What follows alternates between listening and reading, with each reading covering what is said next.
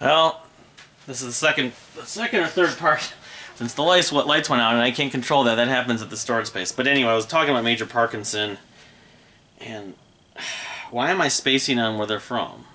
I think they're from Norway, but between Norway and some of the other Scandinavian countries. Anyway, prog rock, heavy dark prog rock. This album, Blackbox, is very dense. It's maybe more conceptual than the other records I've gotten into from them.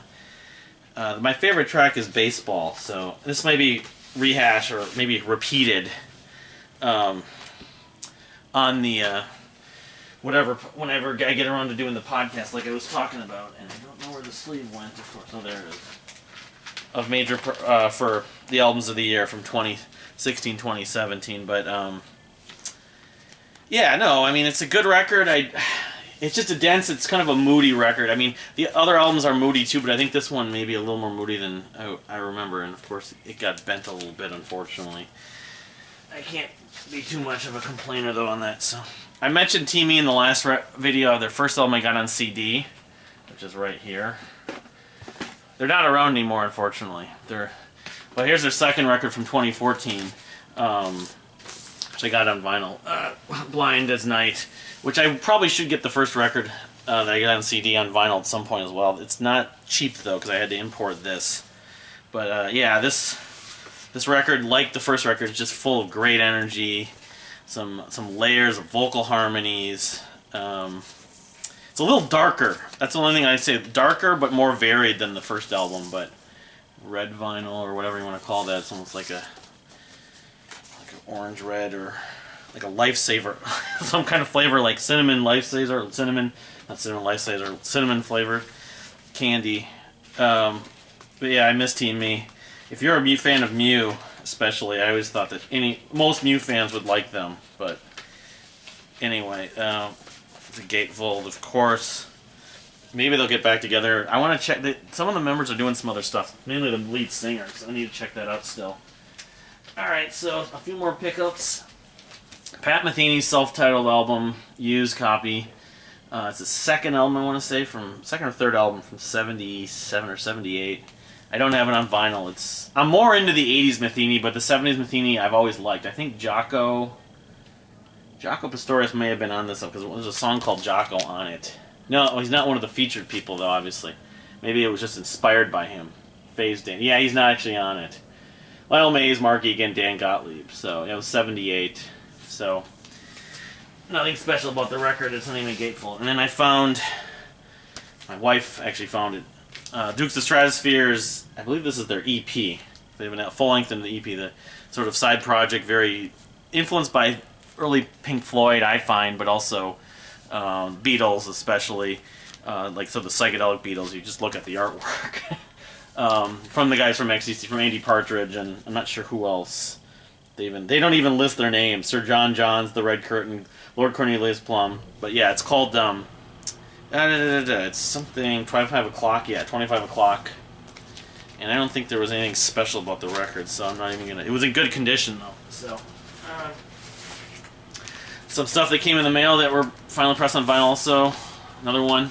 East of the Walls. I think this is their first album, but it might have been their second. It's one of their all instrumental, like sort of post metal, post rock albums called Farmer's Almanac. I don't think there's an A on it. It's just Farmer's Almanac. But yeah, I love East of the Walls, The Apologist, but that's more like progressive metalcore. This is instrumental, but it's the dynamics and the riffs in this album are terrific.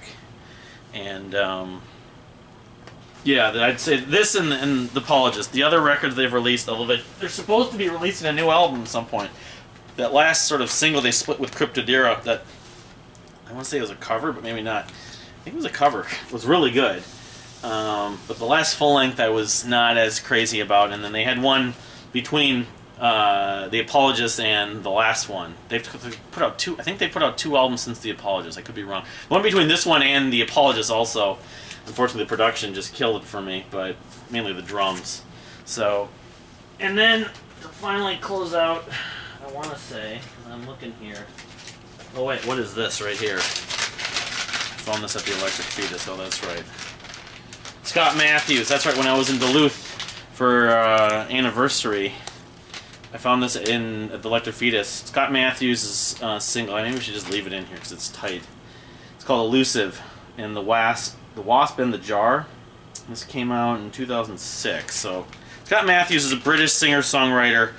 Very, the accusations of sounding like Jeff Buckley are warranted, but he's still, the songwriting has still been good enough where I've enjoyed him. I haven't been bugged by it, and this is probably not that different from the period of time of his debut album, because his debut album was the best album, my favorite album but he put out 2, 3, maybe 4 other albums. I only have them on CD. I have a couple of them on CD, I think, but it was neat to find a vinyl and go to the Electric Fetus, but they happened to be in Duluth and not. I've only been to like one other Electric Fetus that was in St. Cloud, and that one closed. So, but they closed this out, and I really should do like a separate video about it, or maybe just a podcast, an audio podcast. Galactic Cowboys, new album, first album after 17 years, Long Way Back to the Moon. I just listened to it once. I listened to the singles a bunch of times, but I give it a thumbs up. Well, although there aren't any bad Galactic Cowboys albums. Horse That Bud Bought was and then the last album was kind of not an album I went back to frequently, but I still enjoyed. There's a lot of catchy stuff on it, but it's long. Let It Go, but I'm really happy to see them back. It's back with Dane Saunier, I used to thought his name was pronounced, is back. He's the guitarist from the first 2 albums, self-titled and Space in Your Face. And which I do have the first album on vinyl. I showed, I don't know, about a year and a half. I ordered it on eBay. But yeah, this just came out on Friday. So for my season, it's the first really album I'm paying attention to. But if you remember the Galactic Cowboys, you're a King's X fan, definitely check this out. And we'll see. I don't know if they're going to try touring. Probably not, but maybe they'll do some one-offs. I'd like to see them live again, but I'm just glad we got new music from them.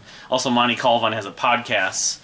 It's generally, they're long podcasts, and his personality you can take or leave, but it was always fun to listen to it. He still makes them. He comments on not just music, but sports, video games, a lot of music though, and politics, which I don't necessarily agree with his politics that much, but I respect his opinion.